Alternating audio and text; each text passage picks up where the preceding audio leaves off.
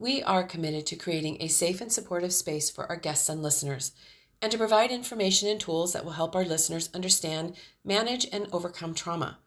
We understand that the healing journey can bring up challenging emotions. Therefore, we want to warn our audience that certain episodes may contain discussions or stories that could be triggering for some individuals. The content of the podcast is for educational and informative purposes only, and we encourage you to practice self-care and discretion while listening, and to reach out to a trusted support system or professional if you feel overwhelmed and need help on your healing journey. Chanté Dent. I love your name too. Oh, thank you. I love Chanté. I just seriously, it's a beautiful name. And so thank you for being a guest today. I'm really excited about having you. We had a great pre-interview, Yes, really thank you. connected, and I think we got a lot of great stuff to talk about. I'm ready. Oh, good. Okay. So you're going to be so kind and you're going to share your story, what you feel like sharing. Yeah. And then we're going to talk about something else and I'll let you talk. I'll let you mention that. All So right. let's start with, why don't you tell us about you and your story? Yes, I might start a little backwards here. So Okay. I am been married for 17 years, and my husband and I have two children, two middle schoolers. Yes. Can I say that again? Two middle schoolers. Woo! You got your hands full on that one. Yes, yes. And you know, life is good. It's been a journey because when I got married, I was actually in the tail end, or maybe really in the middle of healing from sexual trauma, sexual violation. And it's interesting because I had experienced sexual trauma during childhood, and it was horrific, and I was told not to tell, and I was that little obedient innocent girl who did not tell. And when things like that happen, you know, during your childhood, it's confusing. And I know that I suppressed, but you know, when you're a child, you're not able to, at least I speak for myself, I wasn't able to connect the dots. So I'm not No, intentionally thinking I'm suppressing. I no. felt like I did my best to enjoy childhood. I'm the youngest of three. Did my best to enjoy childhood, but you know, when I look back, I realized, my goodness, there were so many issues and insecurities. Even though I had loving parents, I struggled a lot. So when I was in my early 20s, I experienced acquaintance rape. Mm. And I took on that same mindset, really, even though I had not dealt with childhood sexual trauma. You know how our subconscious mind works. I go into survivor mode. I will get through this. I'm not connecting the dots in the moment, but I knew internally I've been through some things, and Hmm. I will get through this. I will not talk about it, and I'm going to be okay. What Well, made you not want to talk about it? oh, the denial, the shock. This is someone I know, someone I trusted. Yes, I had a history with this person, but not a history of you sexually violating me. It was so painful. I didn't want to deal with it. You know, I immediately went home and took a shower because I felt dirty. And it was that mindset of, how can I stay in a state of feeling clean? Hmm. Not thinking about it helps me feel clean. Not thinking about it allows me to deny it and reframe it and rename it. And I felt that was going to be enough. Wow. And that's so common. It is. That It is, is. that is, I think, how most people heal or deal with it, not heal, but It's, deal with it. mhm. It is true. It's common. It was my truth for a long time because, again, it initiated with childhood sexual trauma. I was just kind of, that was my norm. You don't talk about it. You just keep on keeping on. But in an interesting way, I can say confidently today, wow, this might have been my saving grace. But I discovered I was pregnant from that. And that's when everything turned upside down, because what I wanted to suppress Mhm. was no longer, and it was no longer an option. And that took a toll on me on so many levels because, you know, Lisa, what I had to process, and this is where I just hope someone can, you know, resonate with this and hopefully normalize what they unfortunately might be going through. But there were a lot of choices. on the board, right? Mhm. At one point, you go through this denial phase for so long. There was this thought, maybe I can continue to deny. Would it be Mhm. easier to just, oh, I'm pregnant and keep it going? But the pain of sexual trauma, I don't wish it upon anybody, but that pain is undeniable. And I knew that I had to deal with everything. I mean, even some months later, having to process the childhood sexual trauma. Didn't even really go through that phase until I was healing from the adulthood acquaintance, right? So I was navigating, how do I recover? How do I heal? How do I feel like Chanté again? And now what am I supposed to do? I'm pregnant. What do I do? I know I have options, but what am I going to choose? Mhm. I I had to rely on multiple resources. It was a difficult season of my life, and at the end of the day, I knew, again, creating that inner circle, people who were right there with me in the trenches. And when it came to the pregnancy, I remember my dad saying, like, whatever you decide is going to be hard. All of it, in the end, it has to come from you. Because Lisa, I was like, can someone tell me what to do? Yeah. Yeah. Tell me the answer because I don't know. Hmm. Yeah, you got to pick your hard, right? Which one's going Yeah, to be your yeah. hard life? And there were layers. There were layers. Like the Simon, I couldn't, well, I guess I could have, but I didn't want to say, wait, healing and recovery from sexual trauma, you stay right there. I'll be right back. Let me go through this pregnancy first. Yeah. And then, but no. All And right. I would imagine because the hormones from being pregnant too Whew. only Uh, add to this chaos the that's going on. emotions. Oh, goodness. Yeah. Yes, absolutely. And Mhm. I was unfortunately sick, extremely sick and Mm. nauseous throughout the entire pregnancy, and had to see like specialized doctors. I was less than 100 pounds, and Oh. it was a difficult pregnancy physically, and of course, as well as mentally and emotionally. Mhm. Um, what I end up deciding after going through what I believe were the healthy, proper channels, I wanted to explore all options. I chose to give birth and place a beautiful baby girl for adoption. Now, this was 18 years ago, and so it's been years. So we stayed in touch. I always rejoice because my life has unfolded, at least in a way, to when I continue to reflect, I'm still amazed. Mhm. Was able to develop a beautiful relationship. Her mom and I are friends. Like we talk, Oh. we are good friends. And recently, my entire family, like husband, our children, my parents, my siblings, nieces and nephews, we all got together with them and just had 3 days of connection and a Mm. reunion. And so things have unfolded in a way that I would have never imagined. And it was a journey and a fight worth fighting for.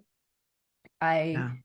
I will tell you, I didn't know I would go down that specific road. I became a rape crisis counselor shortly after, trembling and shaking as I showed up to the training because I didn't feel Yeah. equipped. But I'm glad I did. I'm glad I showed up. And that it probably helped in your healing, right? Oh, it brought forth a lot of understanding. It did. I remember one during one training, I thought for sure they were going to kick me out because we were talking, during this training about childhood sexual trauma. And then there was another training where we talked about why victims do what they do, the victims that don't particularly, go to the police right away. So it did give me an opportunity to normalize my experience, normalize my choices, the choices that people were real mean to me about. Mm. Why did you not? And so, Ugh. yeah, as I was training to be a rape crisis counselor, I was learning more about myself, more about my healing process. And again, I wouldn't have done it differently if I could. It was a good combination of leaning into the support of my family, my friends, my pastors, the psychologist, the rape crisis. I had my own rape crisis counselor, and again, I was intentional, really, to sum it all up. I was intentional about healing. I was Mhm. intentional because I didn't want the rest of my life to reflect the former years where I Yeah. knew I wasn't really free, like emotionally free. Yeah. So those experiences, could have easily kept me bound. And I know I wouldn't be the woman I am today, but there was some type of fight inside of me that knew I don't know how Mm-hmm. I'm going to get to where I would like to be in that place of wholeness and restoration. But I know, I firmly believe that I will get there. I will get there. And so when I got married, and I got married shortly after all of this it transpired. My husband, he's so supportive. This man is incredible. uh, I Brought you an remember, angel, huh? oh my, and I am forever grateful. I remember being in a space where I, even through my, marriage, feeling like I'm not equipped, and even sharing with him, like, are you sure about this? Because I'm not. I mean, my story. You've been walking through this journey of recovery with me, and I feel good about the work I've done, but I know I'm not there yet. I'm Yeah. still a mess. Are you sure about this? Oh, I remember having that conversation with mine too, thinking, Yeah, someday, he's going to see something in me and that's going to be it, right? and He's going run. to bail. He's going to run. There it is. That's what it is. It still Yeah. crosses my mind.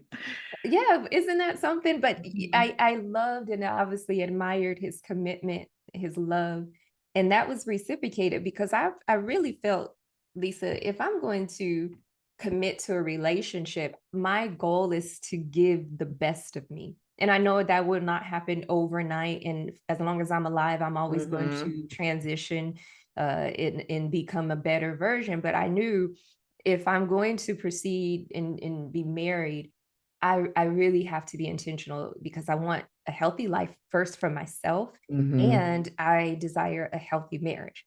And the next layer was when our children came on the scene. I Yeah. really knew I needed to make sure I was a healthy mom. So the work continued, and shortly after, I founded a nonprofit, and I continued this work in this sphere of helping, supporting, and serving survivors of sexual trauma, just helping them along their journey. Mm. And and that's where the Heal, Love, Live was birthed, really. I reflected on my journey. What did that look like for me? And I knew my journey, every step I took would not reflect the story of all the individuals I worked with. I also realized there was some type of framework that I believed if they could grab a hold of, that could be beneficial for them. Because can you imagine, Lisa, when you're in that space, it's often hopeless. Mhm. You can't see anything. You can't see hope. Mm-mm, You can't see mm-mm, anything. You just see mm-mm. pain. Exactly. Yeah. Mhm. And I knew the importance of being anchored and in this opportunity to again show up and serve others, helping them cross over to the other side. That brought joy to my heart.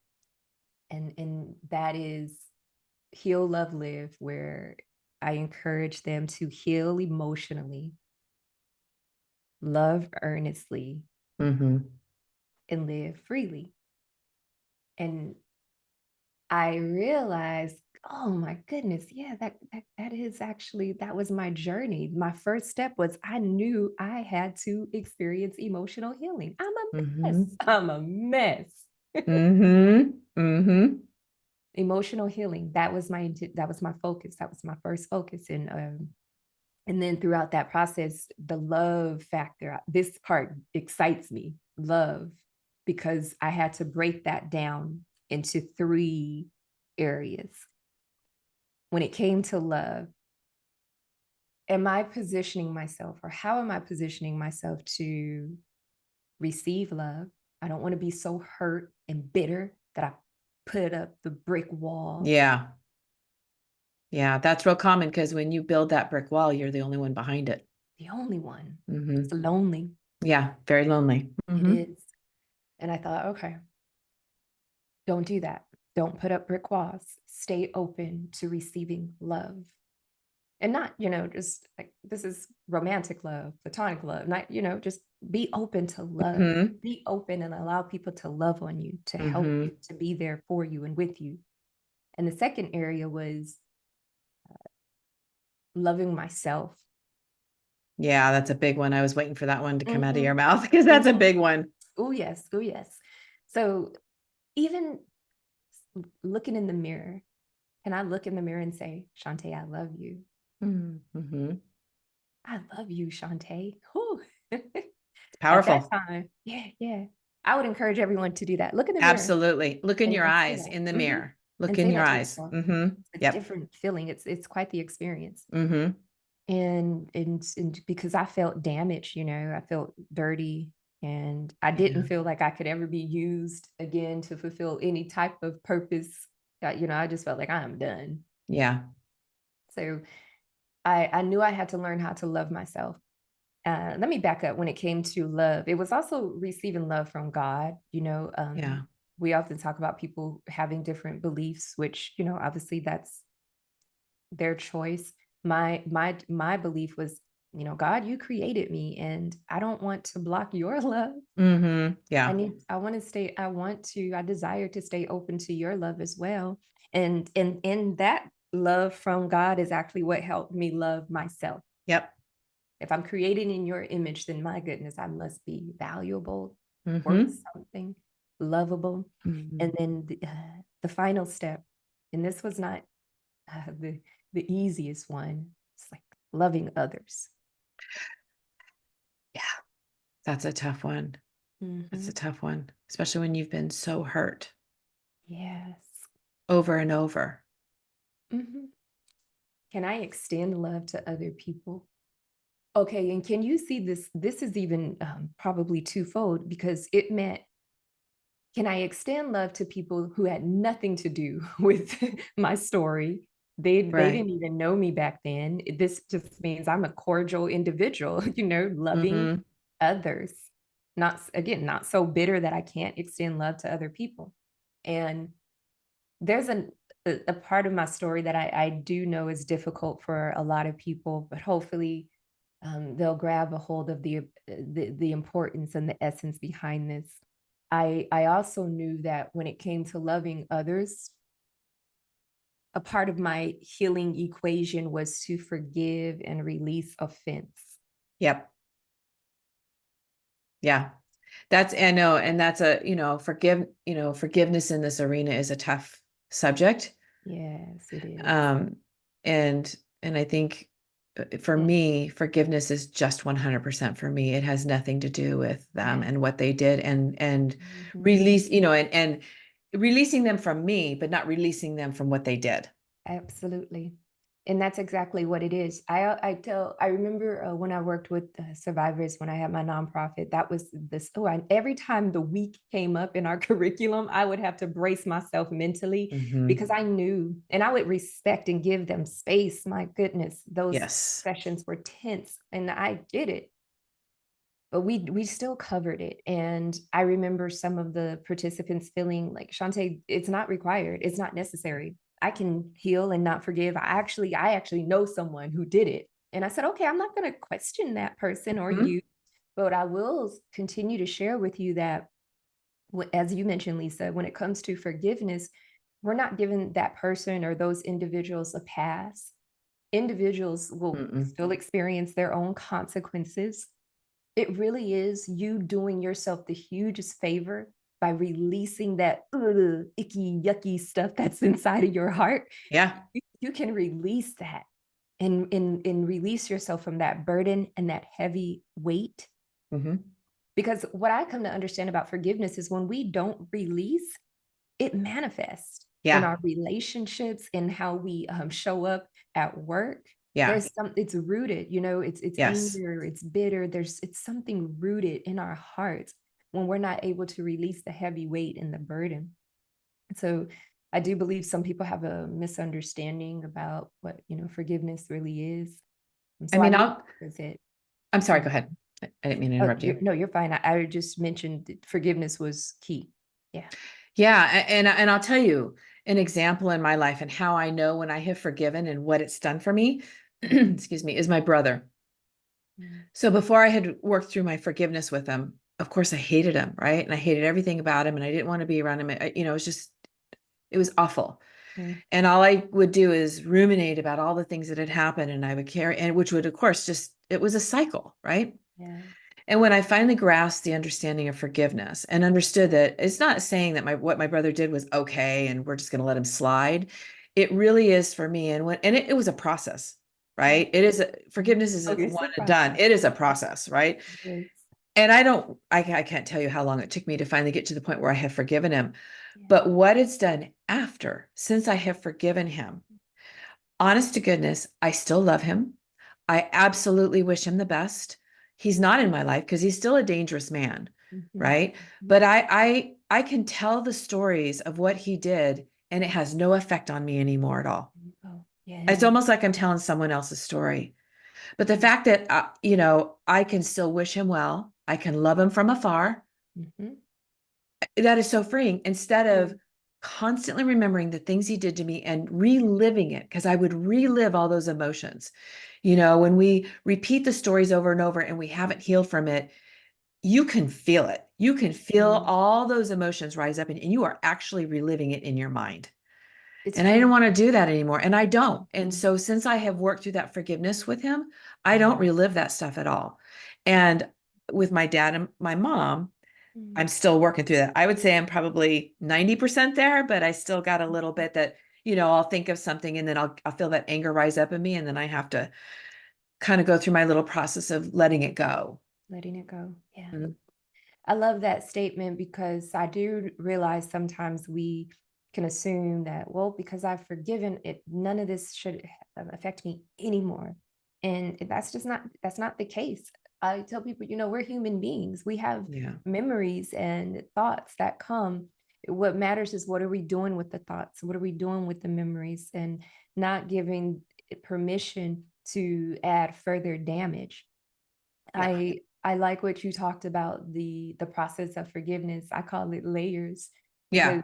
it's that first step is to actually just say it. I forgive, the verbalization of it. And sometimes we have to remind ourselves when we get back in that state, like, I've forgiven, Mhm. released that person, I've released that issue. I got to the point where I began, and this was awkward initially, but when you talked about how you said, I still love my brother, when you said, I love him, but he's not in my life because he's Mhm. not a safe person. I remember thinking, or it was one night really when I was awake late, just thinking about life, thinking about people, and the person who raped me came to my mind. And I just remember thinking, like, could you pray for this person like as fervently as you pray for everybody else? Mm. Mm. Oh, there's a test. You have got to know I felt some kind of way. Mm. And I also remember not feeling the pressure. Like if you can't, no worries. But if you can, whew, oh my. Ooh, that's nice that you give yourself grace like that. That's Uh-huh. good. Mm-hmm. And I'm always up for a challenge, right? But I know, but I also realized the importance of authenticity. And so it wasn't like a quick, hasty decision. I marinated on it. I cried. Yeah. But there is something about, yes, grace, the power of love, the power of God's love. And I thought, this is definitely the extra mile from forgiveness. And I also see the great benefits here. And so I did that night. I began to pray earnestly for him because I felt like when we do things to cause harm on others, it's because there's probably some harm that's been done to us, Mm-hmm. unresolved issue within us. And so my focus then began whatever he needs to resolve and experience freedom from. I pray that that comes to pass. I pray that he develops a relationship with you, God, Mm. that he'd never do what he did to me to anyone else. The best would be best case scenario is that his life, just transforms. Mm-hmm. And then I began to write letters, not a letter to give, but a letter to him, Mm-hmm. a letter to the two individuals that violated me during childhood. Letters of love, not Mm. because I wanted to hang out with them, because I knew what that would do for me internally. Yeah. Um, Writing letters are so yeah, powerful. They never need to be sent, right. but I do that regularly. Yeah. So It, this is the process that brought me, to where I am today. I I I I sometimes have a difficult time when I encounter like conflict with people, mm-hmm. because I feel like I know this is not easy. No one wants to be in a conflicting conversation. But my goodness, if we could just press past that discomfort, do you know how Mm-hmm. incredible it is on the other side? Yeah. Because that's what I had to do in my personal life. And I'll tell you, it actually has stifled me, because Oh, I'm wondering, why can't we just talk about it? Why can't we, get through it? And I realized, Chanté, this isn't to put anyone down, but you have to remember you intentionally did hard things, yeah. which conditioned me to have a particular mindset. Mm-hmm. Yes. That others don't have. Yeah. Mm-hmm. So I'm still learning, I'm still adjusting, I'm still learning how to navigate through life, but I don't get stuck on it. Okay, what can I learn from this situation? How can I grow in this particular area? I'll say one thing that I noticed throughout your whole entire story is at such a young age and throughout this whole story, you've had such self-awareness. And that is why you have pressed through this. That is why you didn't stay stuck. That is why you keep moving forward, is because you have the self-awareness and you recognize it and you go, okay, I got to fix this. Mhm. I don't want to do this anymore. Growing up, my parents tell me my favorite question was why? Why? Ooh, you're Why? curious. That's Why? good. Why, mommy? Why, daddy? And I had to realize that has actually worked for me and against me, because I can get stuck Right. if I don't get the answer. If I'm not getting the answer to why, I'm not moving. But it has served me well. It has kept me curious. It has helped me to get unstuck. Mm-hmm. And Right. asking that question in various forms.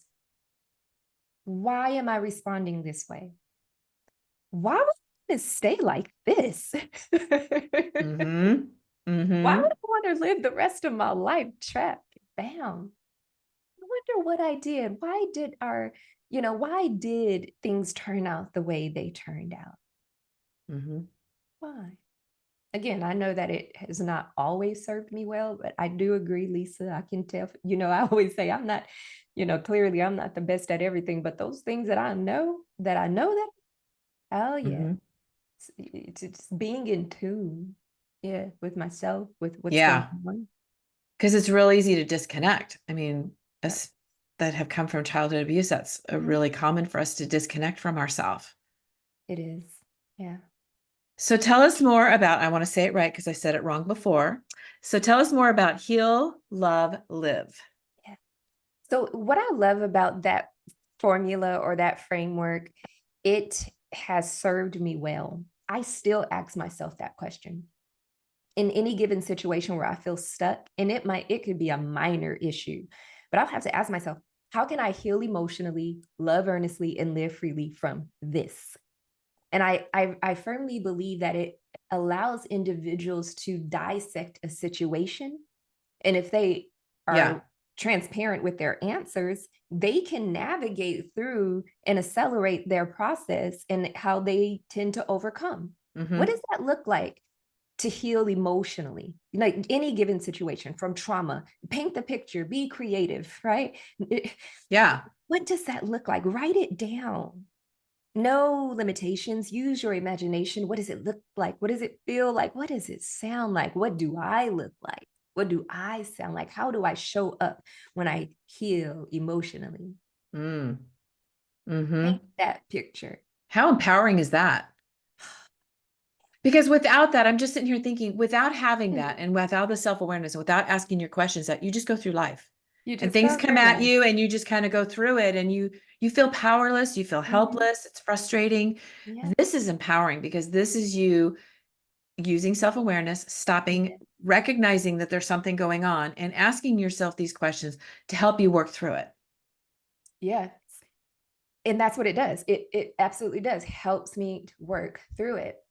And we talked about it just moments ago, writing it out. I've been Yeah. journaling since I was 8 years old. I still have a few journal entries from 8-year-old Chanté. I know the power of writing and journaling, and writing it out is powerful. Write it out. Mm-hmm. If you want to talk it out, record it, but Get it write out of it here. out. Get it. Get it Oh, out of yes. here. Get it Mm-hmm. out of here, out of your mind. Get it Mm-hmm. out.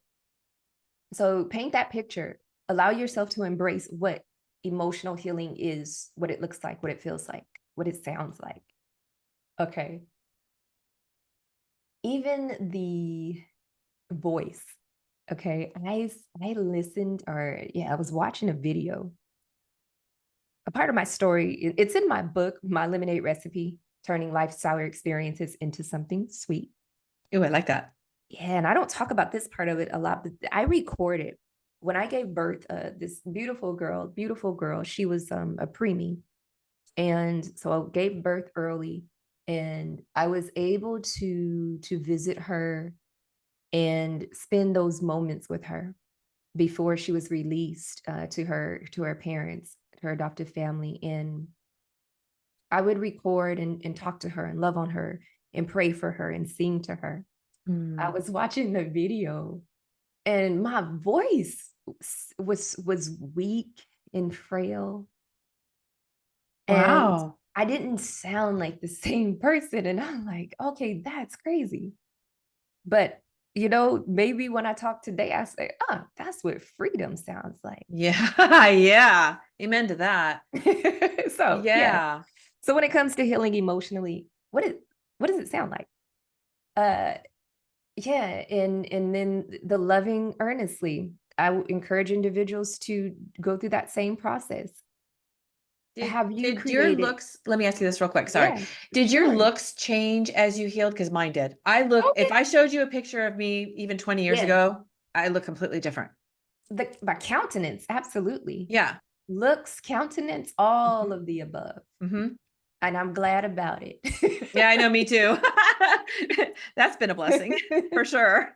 You know what's interesting when you say that, the looks, because I talked earlier about insecurity. One of the individuals who violated me during childhood, and this incidents happened like probably around 5 years old. I remember I was little. I wasn't 8 years old because I significantly remember things that happened when I was 8. So I was younger than 8. Years go by and I see this family member again, and I just remember he says, oh, look at you. Because when you were little, you used to be ugly. And when I heard those words, and at this time, I might have been in junior high school, maybe. And I just remember thinking, that's crazy. I used to be ugly. Like, did you do that to me because I was ugly? Ooh. And, I probably felt ugly either way, whether he told me that or not. But, and so my point is, yes, what we experience internally in its own way, it'll manifest. And not to say, I'm not honing in on the word ugly, just in terms of feeling, insecure, Mm-hmm. Mm-hmm. inadequate, not enough. Mm-hmm. Yes. But Different than everyone else. That mhm, was mine. I'm different than everybody else. yeah. What's wrong with me? Mm-hmm. Yeah. So yes, I do agree. Our countenance changes, it changes. We look different in a great, incredible way. It's funny you Mm. mentioned about your voice and how it changes. Mm. This is funny. A couple of months ago, the person that does my videos, she had sent me one to look at. Mhm. And it was one of me doing, she cut it out of one of the podcasts. And I just remember looking at it going, wow, like she sounds really confident. I was surprised at how confident I looked, because you don't always feel like that behind here, Yeah, right? Inside, you're yeah, kind of like, yeah. "Ooh," but then you see it and it's like, Oh, yes. I actually started crying.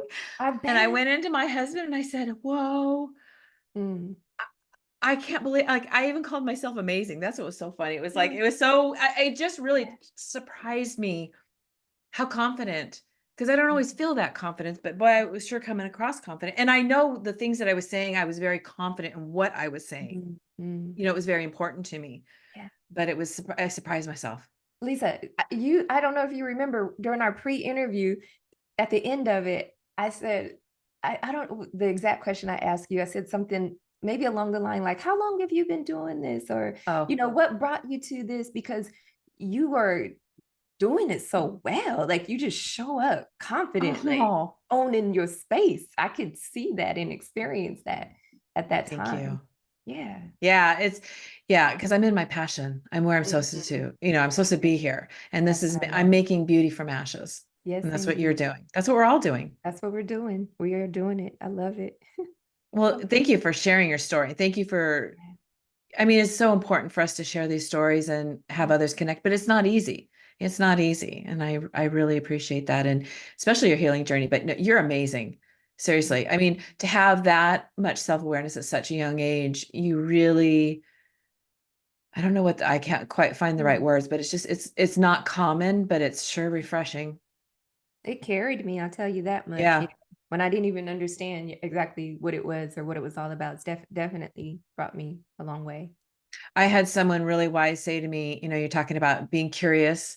And I had this person say this to me probably about 2 years ago, and it's really stuck with me and changed my life. And that's, rather than being judgmental, be curious. Hmm. And that's Yeah, with yourself too, because we can be so hard on ourselves. And I didn't even realize I was doing that. yeah, And a lot of us that have gone through childhood abuse, we lose that curiosity and that childlike curiosity. And we need to have that. We should never lose that and bring that back. yeah. It's true. And similar to what we were talking about the boundaries versus the brick walls, Yeah. it's so important. Like, don't allow yourself to create brick walls. Like, nothing goes out and nothing comes in. Put those healthy boundaries in place. That's highly encouraged, but Yeah. knock down those brick walls. Knock them Yeah. down. Oh, I remember seeing those brick walls Mhm. and not even Mhm. understanding how I was going to get to the other side. Yeah, That's yeah. what was so hard. But I'm the Mhm. one that built Mhm. these brick walls. That's So I right. had to tear them down. Whew, tear them down. And can we just circle back? Tear them down with love. Tear them down Yeah. with love. Yeah. And that is how you live the abundant life, where you can live life free, emotionally free. Not perfect, No, not perfect not and not perfect perfect. every day, but certainly better. I'm telling Certainly you, better. I Yeah. never imagined that I would have the life that I have today. Hmm. The life that I always hoped I would have Yeah. was great. This is amazing. And I'm not bragging. It's just, I'm grateful. Yeah. We've worked really hard to get where we're at. Hmm. And I'm very grateful for what I have. I love it. Peace, Yeah. joy. Yeah. Happiness and just Yes. fulfillment. And Yes. oh, so let me ask you this. What would you like to leave our listeners with? Mm. Well, how about I leave your listeners with what I've possessed not knowing at a young age? Stay curious. Stay curious about yourself. Stay curious about other people. And the moment you realize that you've placed any type of brick wall, please remove it. Hmm. Give yourself permission to remove the brick walls so that you can experience levels of empowerment that you would have never thought possible. Life is so beautiful. Just give life, yourself, another chance. It's beautiful. And it's so true. I've interviewed so many people who Mm. have gone through what we've gone through and have an abundant, beautiful life. So I've got evidence all over on my podcast that it's true that It's you true. can get here. Absolutely. Yes, yes. So if people want to reach out to you, how could they contact you? Yeah, so I'm going to share a new venture. Mm. She moved shemovesbravely.com. She Moves Bravely. And that would be a great way to connect with me and what I'm doing, helping others along their journey to make brave moves every area of their lives and live the abundant life. shemovesbravely.com. That is a perfect name for you. That's exactly what you did all your life. You moved bravely. Yeah. Well, thank you. Thank you so much for being a guest. Thank you for sharing your story, and it's been awesome. Thanks for having me, Lisa. Thank you.